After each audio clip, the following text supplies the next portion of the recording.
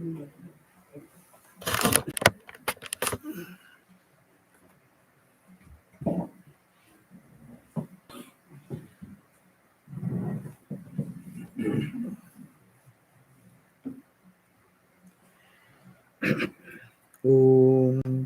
Tava Kathamritam Tapta Jivanam Kabiviritam Kalmashapaham Shravanamangalam Srimadatatam Bhuvi Grinanti Ye Hurida Janaha Om Shanti Shanti Shanti. O Lord, your gospel is like nectar and bliss showered upon the pain-stricken lives of suffering humanity. It dispels all misdeeds and sins from one. It brings spiritual welfare and prosperity to one who takes refuge in you. They are the best givers in the world who preach and pronounce your message to the suffering humanity. Om, peace, peace, peace be unto us all. So, we are here reading the Gospel of Sri Ramakrishna on page 257, the festival at Panihati, and it is dated June 25, 1883. It was a hot day in June 1883. Sri Ramakrishna was sitting on the steps of the Shiva temple in the temple garden. M arrived with ice and other offerings and sat down on the steps after saluting the master. Master to him. The husband of Mani Mallik's granddaughter was here. He read a book that God could not be said to be quite wise and omniscient. Otherwise, why should there be so much misery in the world? As regards death, it would be much better to kill a man all at once instead of putting him through slow torture. Further, the author writes that if he himself were the creator, he would have created a better world. M listened to these words in surprise and made no comment. Master continued to M, can a man ever understand God's ways? I too think of God sometimes as good and sometimes as bad. He has kept us deluded by his great illusion. Sometimes he wakes up and sometimes he keeps us unconscious. One moment the ignorance disappears, and the next moment it covers our mind. If you throw a brick bat into a pond covered with moss, you get a glimpse of the water. But a few moments later, the moss comes dancing back and covers the water. One is aware of pleasure and pain, birth and death, disease and grief, as long as one is identified with body. All these belong to the body alone and not to the soul. After the death of the body, perhaps God carries one to a better place. It is like the birth of the child after the pain of delivery. Attaining self-knowledge, one looks on pleasure and pain, birth and death as dream. So we find a beautiful description, and this is our eternal question comes: if God is kind, He is all merciful, then why so much worse thing goes in the world? That's a common question for all of us. So good should be, everyone should be happy. That's a good question. If someone to kill, let him kill in one stroke. Why to go through so much suffering? So that was the point Sri Ramakrishna first referred to a devotee who came to meet him. And also you get a beautiful description that how Sri Ramakrishna, just imagine, we can mentally go, who those who have visited, go to the Shiva temple on the all the 12 Shiva temples. And Sri Ramakrishna is sitting on the steps of the Shiva temples. And the name arrived, probably brought some ice for hot summer. For Ramakrishna used to like ice. And sometimes he eat, no, that's why he said that my throat became sore because I ate ice. Yes, he's like a child, he thought. And other offerings, and then sitting. And in that environment, this this Sri Ramakrishna is talking to him. So, but Sri Ramakrishna's solution is here. He says, can a man ever understand God's ways? Simple one question. We try to understand why God does that, why God has not created this way. What we can understand of God without this very little mind, which hardly can think of anything more than some limited objects and limited things. So Sri Ramakrishna says, I too think of God sometimes as good and sometimes as bad. As a human being is supporting our idea. Okay, I also think he is why he is sometimes good, why he is bad. No, but he has kept us deluded by his great illusion. That is the Maya. He has kept us deluded, and sometimes he wakes us up and sometimes makes us unconscious. Unconscious of his presence, unconscious of his play, divine play.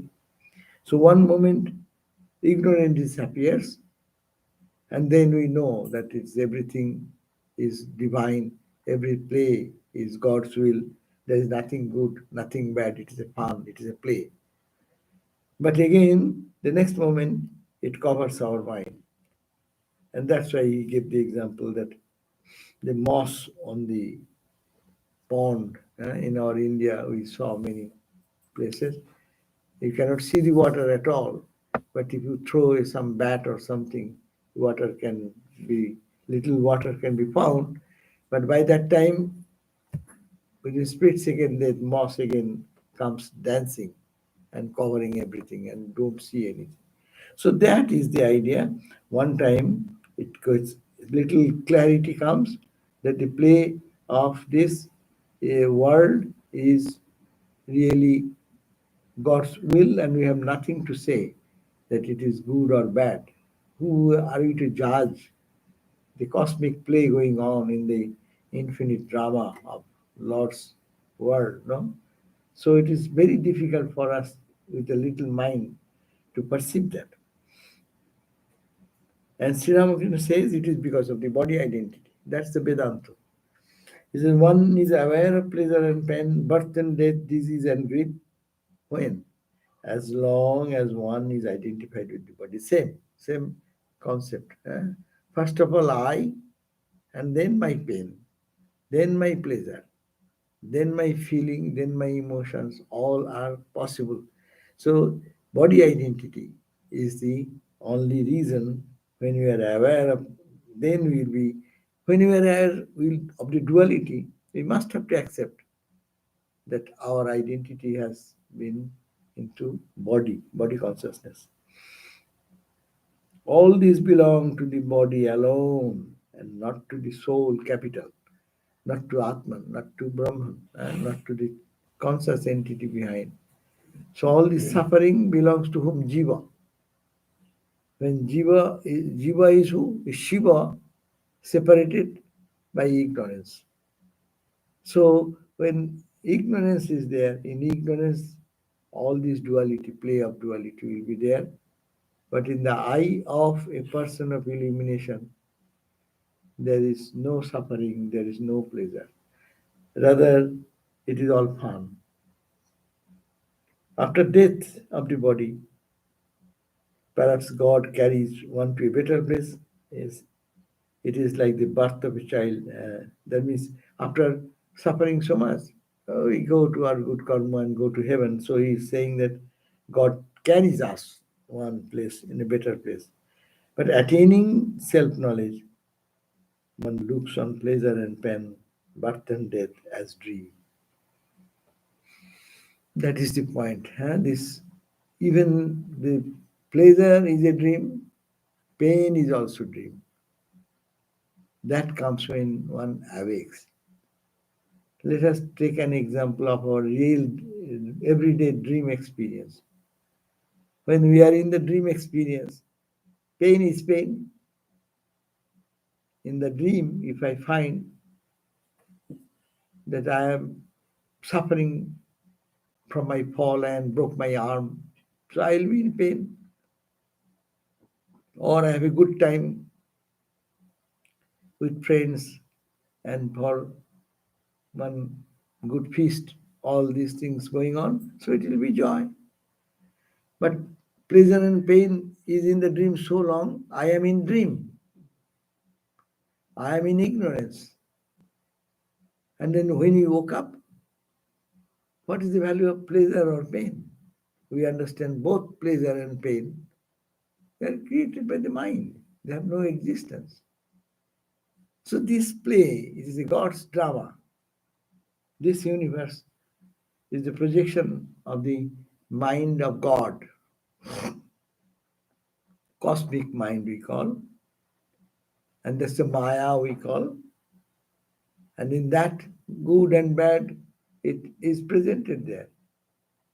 And when the awakening will come, Jivan Mukta state will come, when one will be aware of the self that I am not this, and sudden awakening comes. So then it will be a wonderful state when Shankara says,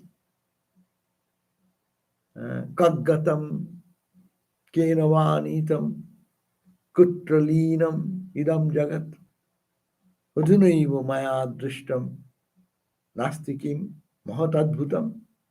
Shankaracharya himself is presenting this idea in the Viveka Chudamani. Kaggatam, where did it go? This world which I was experiencing, so much of worries, anxieties, pain, what will happen, all this, every moment we are so much induced into this fear and or joy, whatever. Kaggatam, kenavanitam, who took away this world from me? Kutra, or you say, why did it disappear? Leenam, idam jagat. This vast mass of universe, which is vast creation, kutra leenam, where did it got dissolved? There's no existence, no, no trace of this world is anymore at this point of awakening. Kutralinam idam jagat. Kena vanitam kutralinam idam. Udhuraiva mayadrishtam. Just before this awakening of my knowledge and wisdom, I was thinking that it is there. Udhuraiva, just this moment, and the other moment, before the dawn of knowledge, it was so real. And this moment, everything disappears. What remains? Which remains, who will say that? That's why that unspeakable reality uh, that remains. Who will say that? Well, no one can say. Then how do we know? And when they come back into the realm of duality, then they describe that there was a blissful state that was beyond all suffering and pain. No? So that is the experience when they come down, these holy people, these people of illumination, these people who have merged into bhakti, say parabhakti, or in paragyanam, whatever may be the path they followed, when they come back into this domain of duality, then they express, wow, it was a beautiful place. It was joy, or only joy. There is no suffering. Suffering is not there at all. A trace of suffering, or trace of it is only bliss, bliss, bliss, bliss. So that is the time we know that there is something joy, absolute joy. So, but so long remaining in this world of duality, we cannot understand why it and what. It is nothing. That's why Ajatavad says you are all unnecessarily creating this big problem. The world is never created. It is like a dream, but that is not truth. Akasha Kusumavat. Vedanta gives the example.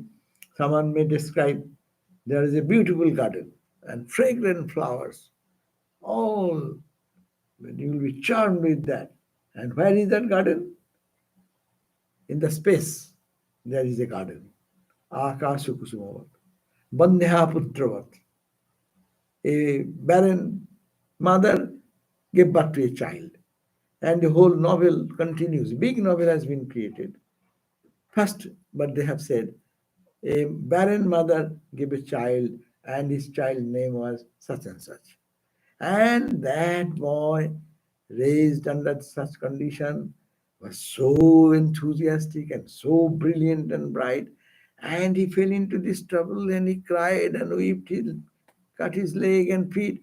All these stories are going on. You can create the whole novel for 1,000-page book. But foundation point of focus, we missed it. It is a barren mother's child. This is impossible. When the foundation, the ignorance is the foundation, but we forgot that what was the ignorance, the ignorant perception. Ignorant, I was ignorant, and that's why this creation came. And then you are creating something which is not there because of ignorance it has come. And we are showing that ignorant world is so real and everything goes on, suffering, pain, pleasure, joy, excitement, depression, sort. All these things are going on. So this is a mystery, but mystery can be only unveiled by self-knowledge. Sri Ramakrishna says, attaining self-knowledge. Attaining self-knowledge, what happens? One looks on pleasure and pain, birth and death as dream. It never happened. It was just in the ignorant mind imagining something which is in reality, it is nothing. It's not there. So it's a very, very difficult point to understand. But Sri Ram, in between gospel is very easy book, we say. But if we dive deep into it, at every step you will find that it is so much of philosophy is embedded into it, but in a very language which appears for us as if it is so easy to understand and practice. So, how little we know, Sri Ramakrishna says, how little we know. Can one seer pot hold 10 seers of milk? If ever a salt doll ventures into the ocean to measure its depth, it cannot come back and give us the information. It melts into the water and disappears. So it is said how little we can know because our mind is so limited that mind cannot fathom it. In the Upanishad, Isha Upanishad, Tadhavato Nyanate Tishtan Tasmin Apo Matarishwa Dadhati. There is a mind is the fastest moving thing as of our knowledge, no? It is faster than that of the light, faster than any moving object in the world. But even the mind is too insignificant instrument to fathom the real identity of the divine. The materialistic, material world, we cannot imagine through the mind, measurement of the mind stick. So If this small container of mind cannot hold that the infinite, which is impossible and beyond all capacity of the mind. So that's a mano amana bhavati. Mon, the mind actually dies there. Mind loses its mind character. Mind dies there. That's why they become stabdho. In the Narada Sutra, this is called stabdho bhavati. The functionality of the mind is gone, it becomes steady and stopped, as if stopped. Sri Ram Swamiji said, Kala Baddha Vartamane. The Vartaman in this present only, the time is stopped. There is no movement. So it is the state of mind when mind will be stopped functioning. Giving the example that doll, a salt doll, trying to measure how big is the ocean, as it happens for the salt doll. For an individual who wants to measure what is God and why he does this and what the purpose, if he ventures and does deep into see the idea and principle of God, then gradually he will dissolve and dissolve and dissolve, and salt doll is gone. If the salt doll is gone, who will then measure? Because salt doll, little salt doll was thinking, I'll measure the infinite ocean. So this is impossible. That means mind, don't try to give so much value to the mind. What mind shows, we always pay most value to our own mind. I have seen, I have thought, I understand. So too much value on the mind, it may be to certain point in the worldly affair, it may help us, but in spiritual realm, it has no value. It is meaningless. It is mind, it is manonasha. Spirituality, rather, what is spirituality? Kill the mind. And what is the world and worldliness? Pamper the mind. Isn't it? We pamper our mind. Mind wants this, we like it. Mind shows me this way. I see, I saw, I experience this way. And I fight for that, I justify that. So this mind is to be killed. Manonasha. And when manonasha will happen, then will arise spontaneously tattva jnana, the truth of the knowledge will appear. Manonasha tattva jnana. But that will not happen without vasanakshaya. That's why mananas, tattva jnana comes vasanakshaya. So 3 points are very connected internally. Then mind, where is the vasana? Desire remains where? Its abode is the mind. So if mind is destroyed from the very root, what is contained in that mind, that will also go away. But it is not a physical thing that we can take a stick and break it. It is such a thing, very difficult. But it can be tamed or it can be destroyed. Means thinking of the infinite. It is like the story of Sri Ramakrishna, the frog story, the ocean story, ocean frog and the whale frog. Whale frog is little mind, our mind. Ocean frog has an idea, some idea about ocean. But this little mind says, what? I understand everything. I know physics. I know chemistry. I know microbiology. I know this or what? And I will understand everything by my this merit, this brain, this mind. Yes, try. And then you jump and jump and jump. And one point that mind will die. That's why thinking of the infinite, the mind loses its mind character. So that is the knowledge of self-knowledge. Sri Ramakrishna says that it cannot come back and give any information to us. It melts into the water. It melts into the water. So mind at one point will melt into the ocean of consciousness. That's why Sri Ramakrishna said that melting mind is Sri Ramakrishna defined in a beautiful way, Shuddha man. They come back, mind changes its character. That previous mind before knowledge and the mind afterwards is saturated with God consciousness. It sees nothing but God. And before that knowledge, mind sees only duality, pleasure, pain, suffering, misery, all this duality. So, this mind, impure mind, remains and tries to understand and fathom the depth of Brahman and Atman. So it is impossible, Sri Ramakrishna says.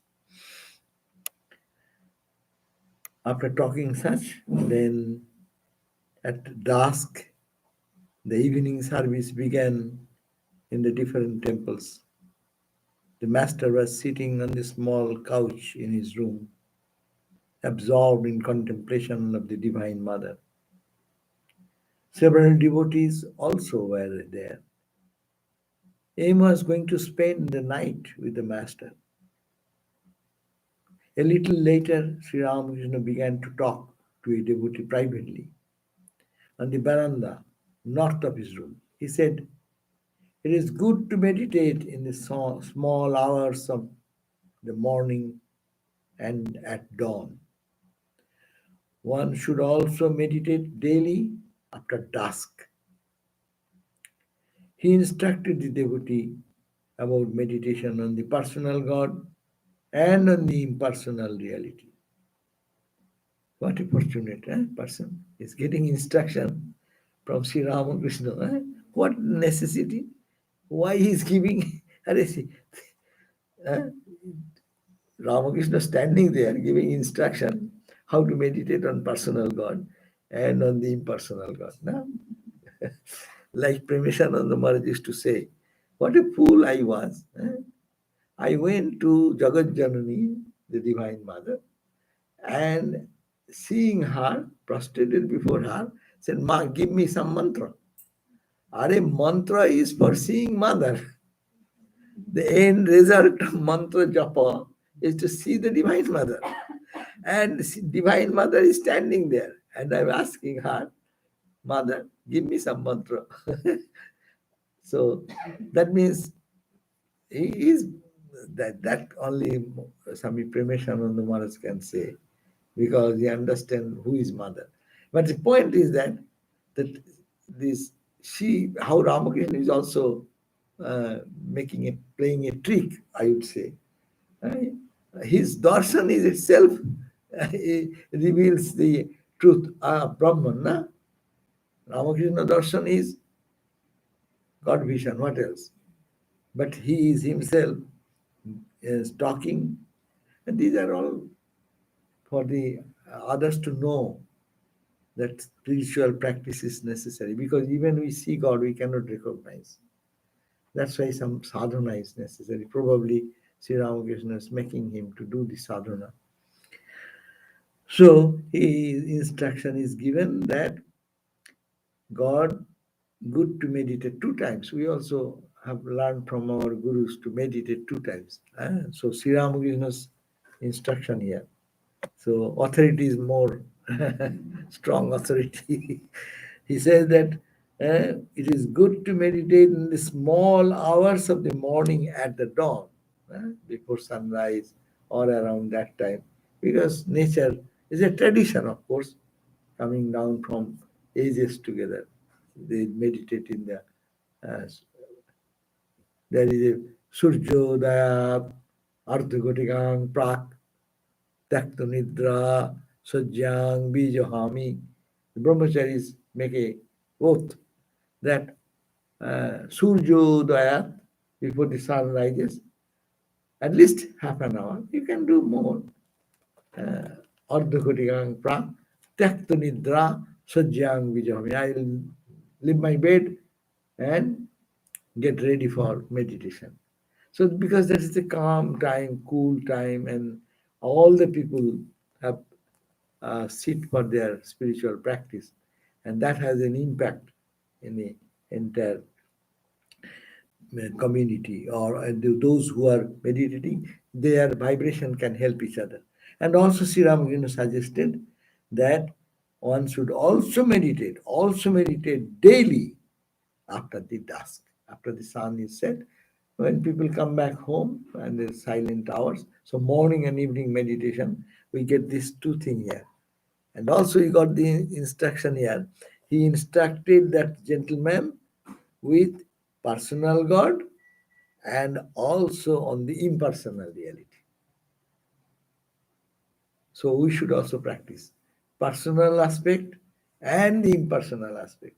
You may be preferring more for the one side or the other, no? Some may be inclined to think of the impersonal aspect more. And those who are really rationalistic person, they may think. But personal aspect is also important thing to think about. And that personal and impersonal are the expression of the same reality. So this Sri Ramakrishna's good suggestion here in one line, we get two instructions. One, to meditate in the early hours of the day and at the end of the day, sunset, and another to worship God in both the aspect, in personal aspect as also in the impersonal aspect. Impersonal Brahman aspect, very ocean of joy, bliss, we think, and also that embodiment of that is the gods and goddesses and things, deities like that. After a time, Ramakrishna sat on the semicircular porch west of his room. It was about 9 o'clock in the night. Master, those who come here will certainly have all their doubts removed. What do you say? That's true, sir. A boat was moving in the Ganges far away from the bank.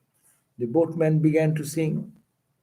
The sound of his voice floating over the river reached the master's ear, and he went into spiritual mood. The hair on his body stood on end.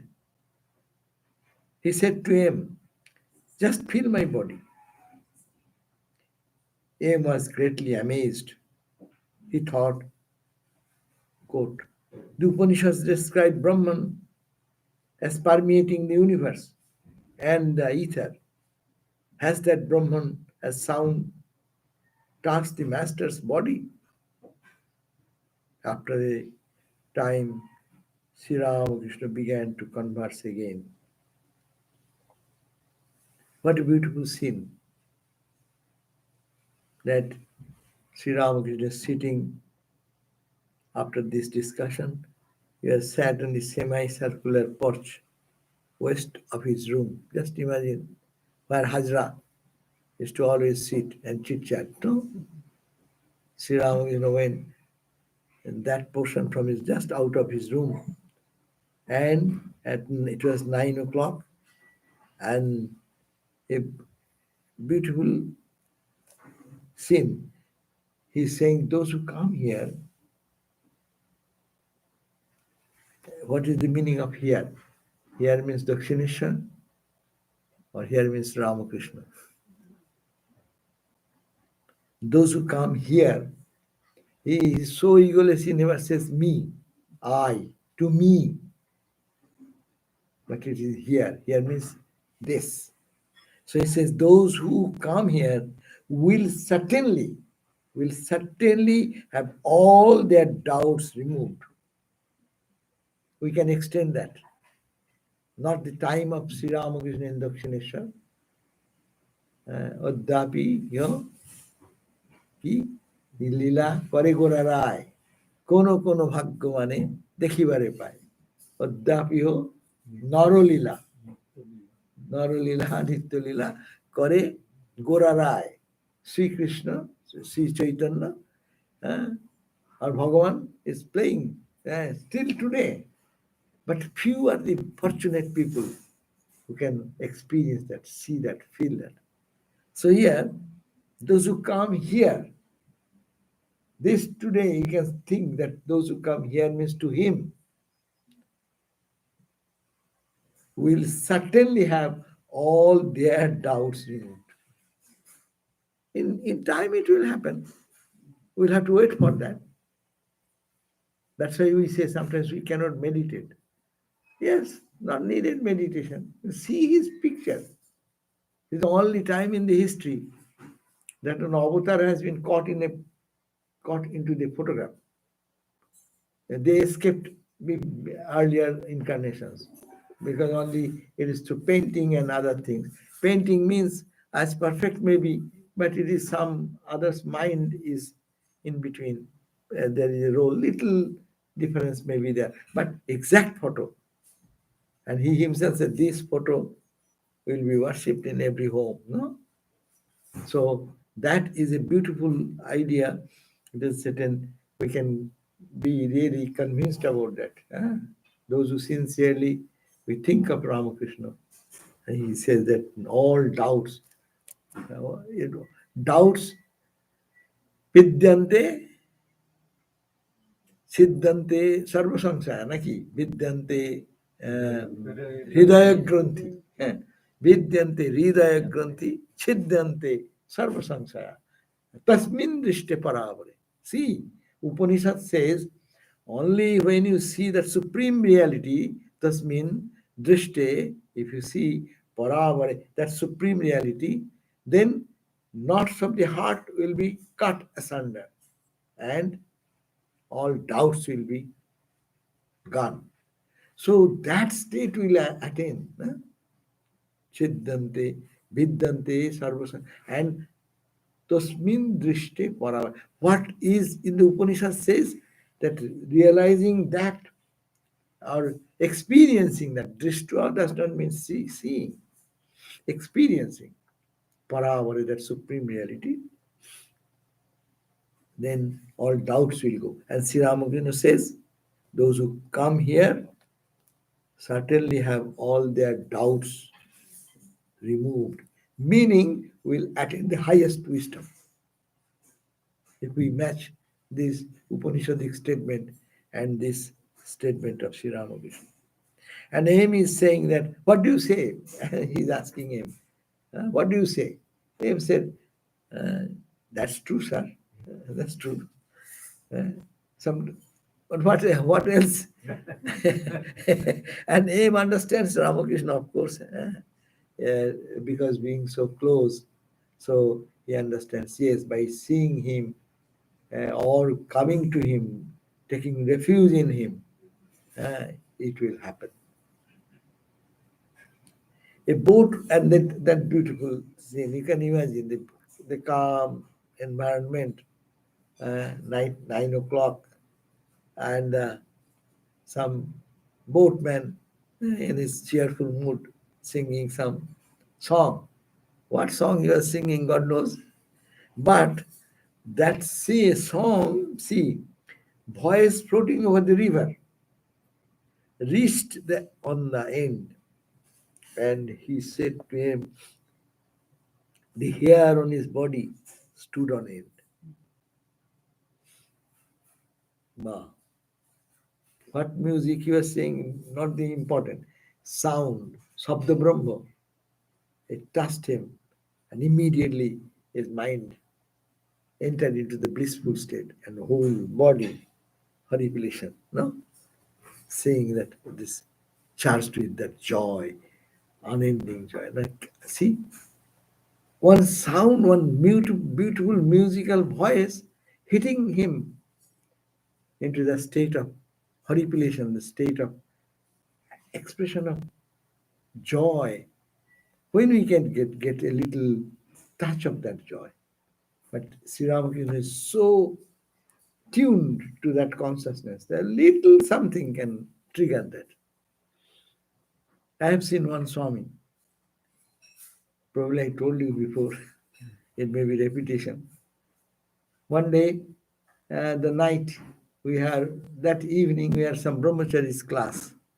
And the Swami was giving the class, and that was class of Panchadashi. And Panchadashi, that day, it was reading part, that mantra was read in the first chapter. Mas abdo yuga kalpeshu gata gammeshu anekada no udeti nastameti shambhidesha sayam prabha. And no udeti, this sayam prabha, the self-effulgent, this wisdom, this consciousness does not rise and set like sun setting and rising. No udeti nastameti. What? Shambhit, this consciousness. Esha Shambhit, this Shambhit does not rise and does not set. So I'm now udeti na astameti Shambhit. So this is continuously there all the time there. Maso, not only the hours, it remains all through the mass. Maso, Abda, Juga, Kalpa, expanded time. Month, Masa, Juga, Abda. Juga means 12 years. Abda is 1 year probably. Juga is 12 years. More years, all to the time. This consciousness never sets, never rises. It is all the time. That was the reading that day. And I'm very, very excited when he was talking about that. His face was brightening, and and then that mood was continuing in him. So it was about 9 o'clock, that was about 11 o'clock in the night. So everyone gone. So the Swami was walking, and I was also walking with him. And suddenly he said, "Here, here, here." So I heard, and I could not hear at night, 11 o'clock, what? No noise outside. But as in India, we have street dogs. So some dog is barking. And the dog is barking. So what to hear? There is nothing to hear. And then he's saying, hear that. And then he pointed out towards his body. All the hairs are standing in it. That sound, that is the same consciousness. In the dog's barking is the same consciousness, same awareness can arouse the spirit here. Wow, this is Ramakrishna tradition. It is realistic. It can be done. They can raise, and by God's grace, they were such examples before us that yes. I don't say it here now. I'll tell you privately. So the point is that by thinking of that, one can raise. Really, I saw that hair standing for quite few minutes, and just he's not talking anything. And that day, after the class, no other talk. The talk was continuing. That mentally, probably he was thinking of that, and then just walking silently. So I got the opportunity because he's walking. So I also took the opportunity to walk with him. Whether he speaks or not, that is his thing. But he didn't speak anything. But only he spoke this way. Do you hear? What is that? And the dog's barking. And that barking of the dog the same consciousness in the barking as is the pure consciousness, Satchidananda. And that can be tuned together. The heart can resonate in that level. So great. Of course, Sri Ramakrishna is the extraordinary example for anything. So the boatman was, that is the thing, just feel my body. Aim was greatly amazed. He thought the Upanishad describes Brahman as permeating the whole universe. And this ether is space. Has that Brahman as sound touched the master's body? Then after time, Sri Ram began to converse again. Master, those who come here must have been born with good tendencies, is it not? See, this is also another hope for us. He says that those who come here must have been born with good tendencies. They have their good past karma of the past life. Otherwise, why they will like this type of a naked fellow sitting like that. What attraction for them? No, that is the purity of the heart. Some purity has been in their heart because of the good karma of the past life that they have come here, as Ramakrishna said. It is true, sir, master. Other must have good tendencies. That goes without saying, master. A guileless man easily realizes God. There are two paths, the path of righteousness and the path of wickedness.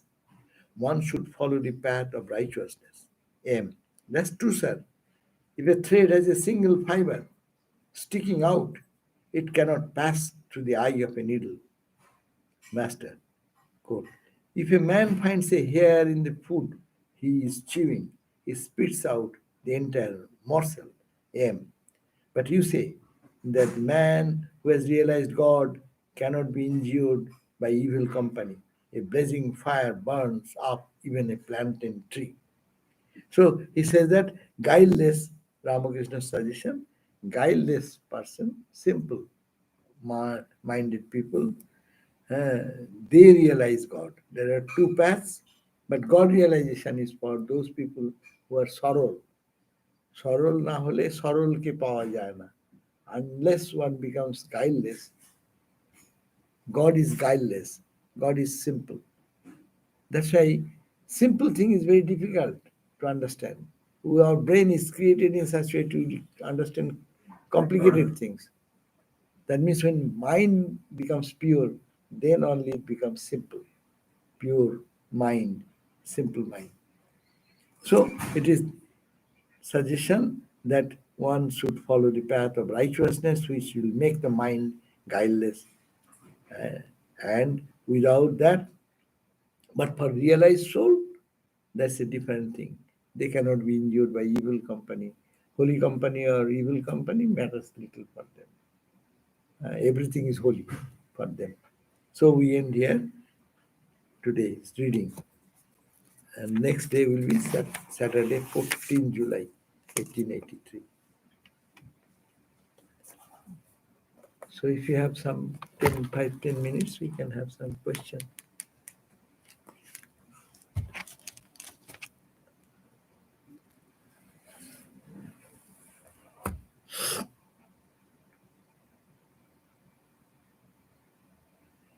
But most of the time Thakur said, I don't like to call this world unreal like a dream. Then sometimes he'll talk about this. This unreal, it is that's a Vijnanavad, Sri Ramakrishna's philosophy of Vijnanavad is a discussion nowadays. But actually, he used to see God everywhere. So why this world will be not all dream? God has become all these things. God is working through everything. So this idea brings, for us ordinary people, probably it can help us, as we always discuss, no? Thinking that my wife is a hindrance, let me get out of my wife. My children are hindrance, let us get out of the children, go to the forest. Yeah, how is that will be a realistic solution for millions and millions of people in the world, no? But what a beautiful idea. In your wife, try to see the same divine, same God. Mother is there. That's Sri Ramakrishna's philosophy. It is not to be dry sannyasi, he said. No, don't make me dry sannyasi. But he want to be a sannyasi. But not the negative side, not this, not this. But it is that, it is that, it is that, it is that. So to bringing that awareness makes the life joyful. Of course, that is not ordinarily possible unless one is a Vijnani student, or one has, or Vijnana is a state which comes spontaneously after realization in the mind of those. But we can practice that. Gita says, no, jajjadacharati shrestha tattadevo itaro jana sajat pramanam krute lokastad anuvartate. Jat jat acharati shrestha. We are ordinary people. We try to follow the instruction of some great people, great sages, saints, avatars, no? And as they behave, acharati says, tattadeva itarojan, ordinary people follow them. Sajat pramanam kurute, what he proves to be true, lokaha, the people, tad unuvartate, that follows that path. So similarly, it is for us in a realistic way, live in the world, we can make the world joyful, peaceful, not a frustrating area. If someone gets this concept, the world is all unreal, so what interest will be there to do anything in the world? And most of us don't understand this truth in its real perspective. As a result, we become Dadbhanga Vedanta. Eh? Dadbhanga Vedanta, do you know? Vedanta. Be means without. Be means without. Danta means teeth. You break your teeth to learn Vedanta. But the real Vedanta is God is there. There is nothing but God. Swamiji in the inspired talks, in many places he has mentioned. Thus you see this table, before you see the name and form of the table, you see God first. And this idea that God is in my wife, God is in my husband, God is in my son, child, mom, dad, brother, sister, what a transformation brings into the society, for the good of the society even. People can live with much dignity and respect. So that's why I think that is Sri Ramakrishna's approach is more to find this aspect of spirituality. But there is a risk also is there. We take this world to be real and then we get involved into it, not forgetting God. But for a sincere student, this is a wonderful idea that everything is divine, everything is encased. God is inside, and that is covering is all, uh, which Upanishads also declare with the examples of gold and made of earth and pitcher and all this example. Knowing earth, you know everything created by the earth. Knowing gold, you know everything in the whole world made of gold. So you knowing consciousness or the bliss, then you know that everything is permeated by that same consciousness. So I think that is a practical, lively suggestion to think about the world in that perspective. Of course, it is corollary, not the world as I see it, but this is the truth is everywhere. I am seeing wrongly. Let me see the truth to feel that he shining, everything shines. Tasya bhasa sarvamidam vibhati. So in this perspective to look at the world, he is there, God is there, God as Satchidananda is there. So I can put my focus on that side. A simple language, Ma Birajan Sarvakate. Huh? Ma is everywhere. That's a simple language. Whatever form we take, these forms are different, but it's mother, mother, mother.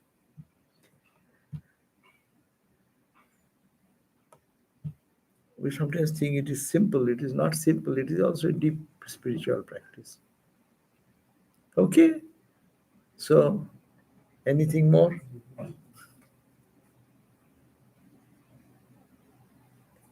So we'll end. Thank you for coming these few days. It was great joy and also big, what you call, work. So much of cooking, cleaning, this, all these things. This meeting was good. And I hope that if the COVID situation improves, then things can be opened up more. We crave the blessings of Sri Ramakrishna to be showered upon all of us. And let us dive deep into our spiritual sadhana and make our life more meaningful, peaceful, and purposeful. Om Shanti Shanti Shanti Harihi Om Tat Sat Shri Ramakrishna Arpanam Astu.